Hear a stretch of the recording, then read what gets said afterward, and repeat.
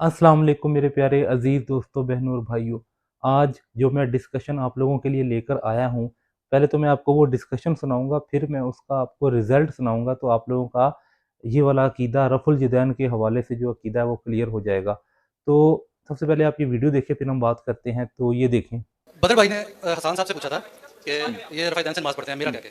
वहाँ टॉपिक मतलब मैंने हसन साहब से सवाल नहीं किया था, बदर भाई ने हसन साहब से पूछा था। और हज़रत मालिक बिन हुवैरिस वाली हदीस 637 नंबर मैंने इन्हें बताई थी। इन्होंने कहा कि आप पढ़ सकते हैं, आपका दिल मानता है तो कोई मसला नहीं। चलो वो छोड़े, वो कहा कि नहीं कहा वो बात की बात है। आगे बताएं कि अपना सवाल था। जी, सवाल यही है कि उसामा के साथ मेरी तो कोई बहस नहीं है इस तरह की रफ़ा यदैन वाली।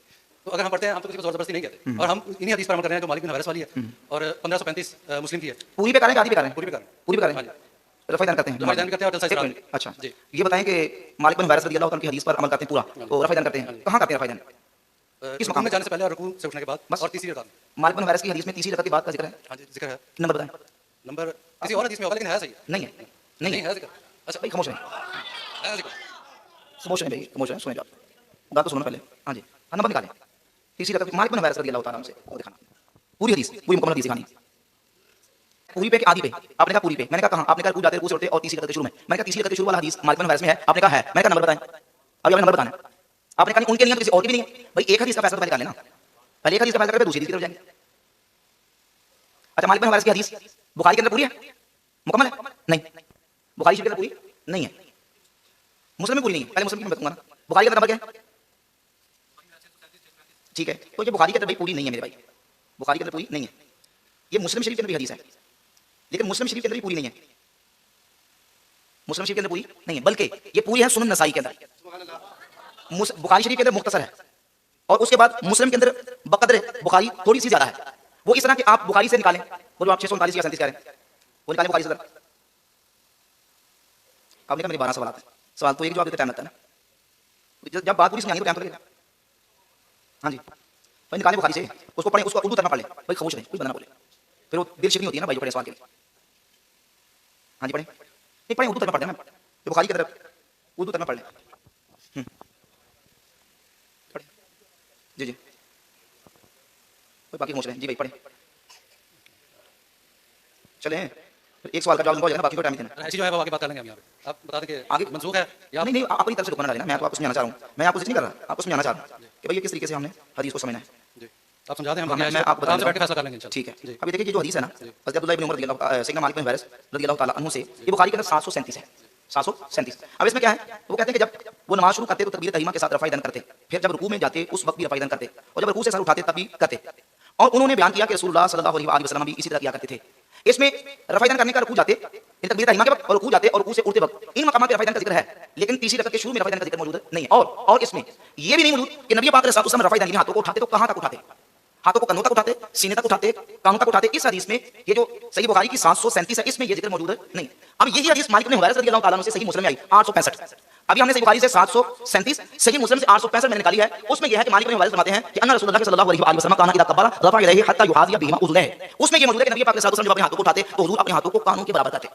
हदीस बुखारी के अंदर भी है, मुस्लिम के अंदर भी है, लेकिन बुखारी के अंदर हाथों को कानों तक उठाने का जिक्र मौजूद है।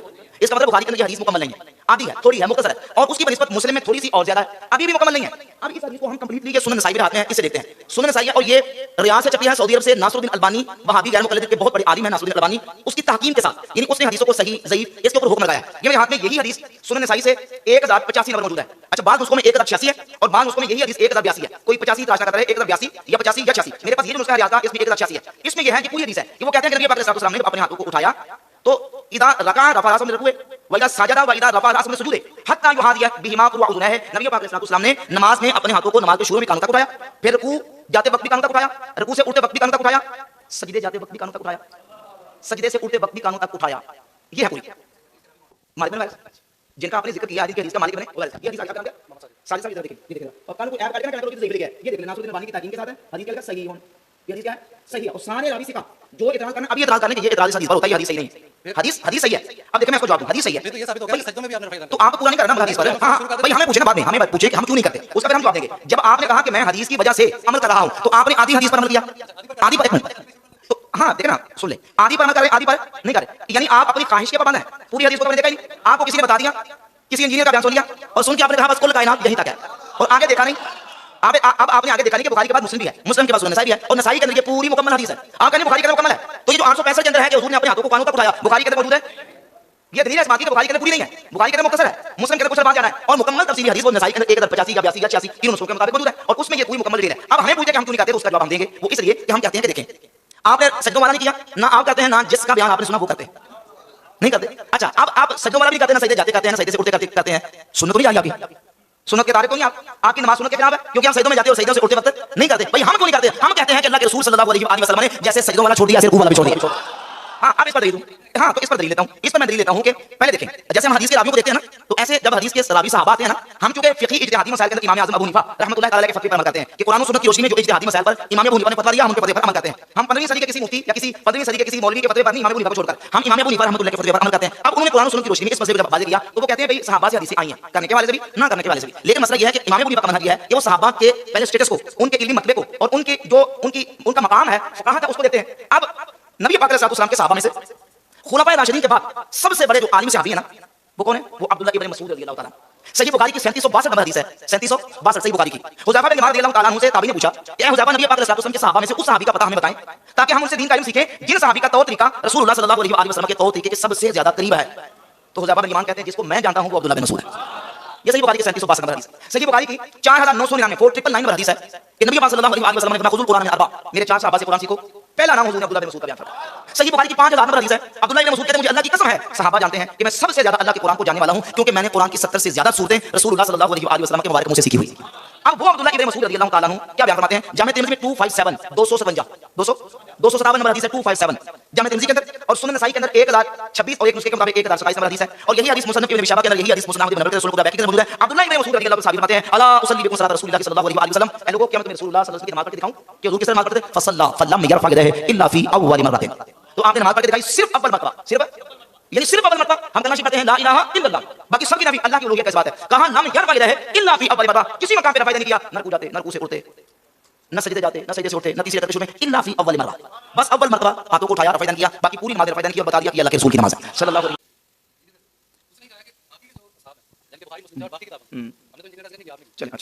तो उन्होंने कहा कि अब्दुल्लाह इब्न मसूद के अलावा जितने बाकी सहाबी हैं और खुलफाए राशिदीन हैं, उनसे साबित है कि रफ़ा यदैन किया, मौला अली अलैहि सलाम से भी साबित है। तो लो जी, इतने बंदे खड़े बैठे, इतने बंदे यहाँ मौजूद हैं। अगर ये साजिश साहब, ये मैं कोई इनको जिक्र करने के लिए या इनको नीचे दिखाने के लिए बात नहीं कर रहा, सिर्फ आपको इत्मीनान दिलाने के लिए कर रहा हूं इनको भी। अगर ये मौला अली रज़ियल्लाहु ताला अन्हु से नमाज के अंदर रफ़ा यदैन करना सनद सही से साबित करने के मौला अली ने नमाज में रफ़ा यदैन किया, मैं 1 लाख रुपया पेश करूं। है नहीं है भाई, बिल्कुल भाई जिम्मेदार है ये मोहिउद्दीन भाई, ये जिम्मेदार इस बात है मोहिउद्दीन भाई। चले कोई और जो इमाम साहब है, इमाम साहब जी, इलामा साहब बैठे जी, इमाम साहब ये इस बात के जिम्मेदार है। और कितने बंदों में भाई ऑन कैमरा में बात कर रहा हूं, ठीक है ना, इतने बंदों में सारे के इतने लोग सुनेंगे। आपने कहा कि मौला अली भी रफ़ा यदैन करते थे, भाई एक हदीस आपने सही सनद के साथ लेके आनी है कि जिसमें मौला अली के रफ़ा यदैन करने का खुद जिक्र हो कि मौला अली खुद रफ़ा यदैन करते थे। पूरे ज़ख़ीरा हदीस में कोई एक भी सही हदीस मौला अली के बारे में मौजूद है? अच्छा एक मिनट अब ये मैं दिखाता हूं। अच्छा ये नहीं दिखा सकेंगे, टाइम क्या मतलब ये नहीं दिखा सकेंगे, पक्की बात है, क्योंकि हमने अल्लाह के फजल से पक्की मजबूत बात की है और सारे बंदे जिम्मेदार। हाँ, अल्लाह की रहमत से हम दिखाएंगे कि मौला अली जब नमाज पढ़ते थे तो मौला अली रफ़ा यदैन नहीं करते। ये किताब है मुसन्नफ इब्न अबी शैबा, इमाम बुखारी मुस्लिम के उस्ताद अपनी किताब में इमाम इब्न अबी शैबा इस हदीस को लेके 2457 2457 नंबर हदीस है। अबू बकर इब्न अबी शैबा मुहद्दिस अपने उस्ताद इमाम वकी से, अबू बकर इब्न अबी शैबा भी सीखा, इमाम वकी भी सीखा, वो अबू बकर नाशरी से वो भी सीखा, और अबू बकर नाशरी आसिम बिन कुलैब से वो भी सीखा, आसिम बिन कुलैब बिन शाब से वो भी सीखा। कुलैब बिन शाब मौला अली के शागिर्द हैं। वो कहते हैं अन्ना अली रज़ियल्लाहु ताला अन्हु यरफ़ा यदैहि इज़ा तहसला सुम्मा ला यऊदु, मौला अली जब नमाज शुरू करते तो अपने हाथों को उठाते, फिर पूरी नमाज में मौला अली रफ़ा यदैन नहीं करते। सही हदीस है, बिल्कुल सही हदीस है, एक रावी इसका सीखा है, मैंने नाम पढ़ के सुना दिया आपको, किताब मेरे हाथ में मौजूद है। और इस हदीस को इमाम बदरुद्दीन ऐनी ने उम्दतुल कारी शरह सहीह बुखारी में इस हदीस को सही करा दिया। इमाम ज़ैली रहमतुल्लाह अलैह नस्बुर रयामी इस हदीस को सही करा देते हैं। और मौला अली का ये जो अमल है बिल्कुल सही सनद से साबित है, लेकिन मौला अली से रफ़ा यदैन करने की पूरे ज़ख़ीरा हदीस में कोई एक हदीस भी साबित नहीं। ठीक हो, मैं जवाब देता हूं, लेकिन कुरान और हदीस की बात करें। अच्छा साजिद साहब, आपकी कलमे में शेख अब्दुल कादिर जिलानी का नाम आता है कि रसूलुल्लाह का नाम आता है? भाई एक मिनट, नहीं बहस ना करें, तसल्ली के साथ जवाब सुने। शेख अब्दुल कादिर जिलानी हमारे बुजुर्ग हैं, हमारे इमाम हैं, लेकिन वो गैर मुकल्लिद नहीं है, वो बाबों के बगैर नहीं चलते। हाँ भाई, उसको बाबी नहीं है, या ये कह लें कि वो गैर मुकल्लिद नहीं है, क्योंकि ये मैंने शुरू में कहा कि ये मसला इज्तिहादी है, फिक़ही है। हमारा मिर्जा जहमी के साथ या उसके फॉलोअर्स के साथ या गैर मुकल्लिदीन के साथ इख्तिलाफ है, तो मसला तकलीद पर है, तकलीद मुज्तहिद पर है। और गौसे पाक सरकार रहमतुल्लाह तआला अलैह वो गैर मुकल्लिद नहीं थे। वो जहां भी अपनी किताब में मसला फिक़ही बयान करते हैं तो वो इमाम अहमद इब्न हंबल का फतवा जिक्र करते हैं। ये मेरे हाथ में साहब लेके आया हूं, ये ना सुने, ये इसमें हर जगह ये पीछे आती है चीजें। आगे देखिए, ये किताब है, सुने, ये वहाबियों का तर्जुमा है, सुन ले। मबियों का। लाहौर से कादरी रिजवी कुतुब खाना से छाया हुई है, अहले सुन्नत हनफी रेलवियों ने वो तर्जुमा छाया गया, उसमें भी ये मौजूद है। भाई मेरी बात समझे नहीं आपने, ये बातें जो ना, ये बातें सारी मिर्जे की हैं। इनसे पूछ के देखा ना, नहीं मिर्जे को मानता, मैं नहीं सुनता, कोई सारी बातें उसकी सुन लें। ये आपका मैं मुगालता निकालने के लिए बैठा हूं अल्लाह के फजल करम से, मैं मुगालता निकाल रहा हूं। मैंने जो बात करने लगा हूं ना, आपने उसको सुना नहीं है, और इतनी आपने अल्लाह के बंदे बेसब्री का मुजाहरा किया। पहले सब्र करके सुन लें, सुने। ये जो मैं बात करने लगा हूं ना, ये कहीं और पहुंच गए। ये है पूरे तालीम का तर्जुमा, यह किया है भाभी आलिम मुबश्शिर लाहौरी ने। इसके शुरू में वो क्या लिखता है, सुन ले जरा, सफा नंबर इसका है जी 26 नंबर। लिखता है कि आपके बारे में अहले इल्म ने मुत्तफिका तौर पर यह राय जाहिर की है कि आप फिक़ही मसाइल में हम्बली और मसलक थे। फिक़ही मसाइल में हम्बली और मसलक थे, और लिखा कि वो फिक़ही मसाइल में इमाम अहमद इब्न हम्बल के पैरो थे। शेख अब्दुल कादिर जिलानी फिक़ही मसाइल में इमाम अहमद इब्न हम्बल के पैरो थे। हम ये पूछते हैं कि आप किसके पैरोकार हैं? देख रहे ना, महंगा पड़ेगा सारा काम है। सुन ले, 40 नंबर सफा खोल लेते, इसमें 40 नंबर सफा भी है, ये नहीं 40 नंबर सफा आ गया भाई मेरे पास। एक मिनट सुन ले, ये देखें, ये मेरे पास भाभीियों का तर्जुमा है, ये असल अरबी टेक्स्ट बुक है, असल अरबी वाली। कौन सी? अच्छा, ये कहते हैं मैं शेख अब्दुल कादिर जिलानी का पैरोकार हूं, कैमरा ना। चलिए, मैंने किताब खोली, वो तालीम, इसमें शेख अब्दुल कादिर जिलानी रहमतुल्लाह अलैह ने नमाज का तरीका लिखा है। अब वो कहते हैं ये नमाज की जो है ना, वो है हयात बयान हो रही है नमाज की कैफियत। वो कहते हैं वदउल यमीन अल शिमाल तहत सुरा, जब नमाज पढ़नी है तो दाएं हाथ को बाएं हाथ पर नाफ के नीचे रखना है। एक मिनट भाई, ये रिकॉर्ड हो रहा है, ऑन कैमरा बता रहा हूं, सुन ले साजिद, सुन ले, सुन मेरी बात। देखिए पूरी दुनिया में जाएगी रिकॉर्डिंग। आप जब मैं कोई लफ्ज बोलूंगा तो इसमें कोई डंडी मारूंगा, फ्यान करूंगा तो लोग पकड़ेंगे। ये मैं लफ्ज अरबी के पढ़ने लगा हूं, वदउल यमीन अल शिमाल तहत सुरा। वदा यदाउ वदअन का माना पर रखना, अल यमीन का माना दायां, अला माना पर, शिमाल माना बायां। वो कहते हैं कि रखे दायां बाएं पर, तहत माना नीचे, सुरा कहते हैं नाफ को, कहते हैं दायां हाथ बाएं पर नाफ के नीचे रखे। सादा सा मसला है, लफ्जी तर्जुमा आपके सामने कर दिया। अब पैरोकार को नाफ के नीचे रखेंगे आप? दसो साजिद, इधर से उधर जाते हैं, उधर से जाते हैं, इधर बैठ जाएं। मेरा ख्याल जिनको समझ आनी है अल्लाह के हुक्म से आ चुकी है। तो देखा मेरे प्यारे अजीज़ दोस्तों, बहनों और भाइयों, ये राशिद महमूद रिजवी साहब थे हाफिज़हुल्लाह ताला। इनसे एक बंदे ने भरी मजलिस में जो है ना सवाल किया था रफुल यदैन के हवाले से, और मालिक बिन हुवैरिस रज़ी अल्लाह अन्हु वाली हदीस इनके सामने रखी। इन्होंने कहा कि आप मालिक बिन हुवैरिस रज़ी अल्लाह अन्हु की पूरी हदीस को मानते हैं? उन्होंने कहा पूरी मानते हैं, और यहाँ पर राशिद महमूद रिजवी ने उन्हें फंसा लिया, क्योंकि इन्होंने फिर हदीस खोल के दिखाई सुनन नसाई की हदीस नंबर 1085, और कहा कि इसमें सजदे में रफुल यदैन का भी जिक्र है, तो तुम सजदे में रफुल यदैन क्यों नहीं करते? और हदीस पूरी पढ़ के सुनाई, क्योंकि वो एक आम बंदे थे, उनको दीन का इतना नॉलेज नहीं था, तो इस वजह से वो हार गए। लेकिन मैं आपका यहाँ पर कंसेप्ट क्लियर कर देता हूँ, एक छोटी सी चीज़ मैं आपको समझाता हूँ। आपने सबसे पहले ये सीखना है कि मुदल्लिस किसे कहते हैं, ठीक है? अच्छा, अब मैं समझाता हूँ। मुदल्लिस उसे कहते हैं, जैसे मिसाल के तौर पे मैं हूँ ना, मेरा नाम मिसाल के तौर पे अली है, ठीक है, मेरा नाम अली है, और मैंने अकबर से एक बात सुनी, तो मैंने डायरेक्टली जो है ना आपको बताई कि मैंने अकबर से डायरेक्टली ये बात सुनी थी, और ये मैं आपको बता रहा हूँ, ठीक है? तो ये मैंने सुनी डायरेक्टली नहीं है, लेकिन मैं आपको कहता हूँ कि मैंने डायरेक्टली जो है ना, मेरा नाम अली है, और मैं कहूँ कि मैंने डायरेक्टली अकबर से बात सुनी थी, और वो मैं आपको बता रहा हूँ। तो मैंने सुनी, हालांकि डायरेक्टली नहीं थी, तो ये मैं मुदल्लिस हूँ, मैं जानबूझ के कह रहा हूँ कि मैंने उसे डायरेक्टली सुनी थी, तो मैं आपको कह रहा हूँ, ठीक है? तो ये मैंने सुनी डायरेक्टली नहीं है, लेकिन मैं बता रहा हूँ आपको कि मैंने डायरेक्टली सुनी है बात, तो ये होता है मुदल्लिस की डेफिनेशन है कि उसने डायरेक्टली बात नहीं सुनी होती। तो जो मुदल्लिस होता है ना, जब भी वो ये कहेगा ना कि मैंने डायरेक्टली सुनी है, यानी जब वो उसके नाम, उसके हदीस बयान करने के पीछे लगा होगा, यानी वो ऐसे कहे कि जैसे मिसाल के तौर पे अकबर से मैंने सुनी है, यानी रिवायत है, उनसे रिवायत है, ये अकबर से मैंने ये सुनी है डायरेक्टली, तो इसे कहेंगे कि ये मुदल्लिस है, और इसकी से रिवायत है कि वो कह रहा है कि मैंने डायरेक्टली सुनी है। का मतलब कि उसने बताया, उसके ये तासुर दे रहा है कि उसने डायरेक्टली बात सुनी है, इसे कहेंगे। तो मुदल्लिस समझ आ गई, जो डायरेक्टली सुनता तो नहीं है, लेकिन आपको कहता है कि मैंने डायरेक्टली सुनी है फलाने से बात। लेकिन वो जो से रिवायत करता है ना, का मतलब ही यही है कि उसने डायरेक्टली सुनी है, हालांकि डायरेक्टली नहीं सुनी होती। तो मुदल्लिस की वाली बात को हम एक्सेप्ट नहीं करते। ये मुहद्दिसीन का जो है ना एक रूल है कि मुदल्लिस की वाली रिवायत एक्सेप्टेबल नहीं है।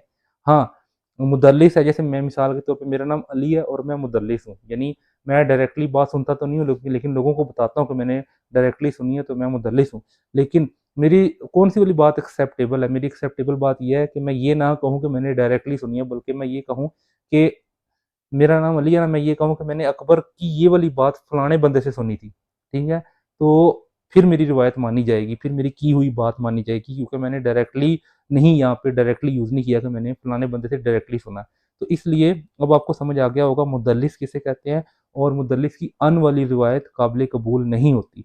हाँ, हदसना के ज़रिए लिखा हो, हदसना लिखा हो तो फिर एक्सेप्टेबल है, यानी अन ना लिखा हो, हदसना लिखा हो, इस तरह के मुख्तलिफ जो सी है ना अरबिक वर्ड है वो लिखे हो फिर एक्सेप्टेबल है। मुदल्लिस की अन वाली बात जो सी है ना वो एक्सेप्टेबल नहीं है। तो ये मैंने आपको तरीका बता दिया। अब आप इस्लाम 360 में 1085 सुनन नसाई की हदीस देखेंगे ना तो आपको पता लगेगा कि एक मुदल्लिस रावी हैं कतादा कतादा बिन, आगे उनका आगे नाम लिखा होगा कतादा बिन, आगे वो नाम आप खुद पढ़ लीजिएगा, मुझे वो याद नहीं है कतादा बिन आगे क्या लिखा हुआ है। आप 1085 हदीस खोलेंगे ना तो उसमें कतादा बिन आगे पूरा नाम लिखा होगा।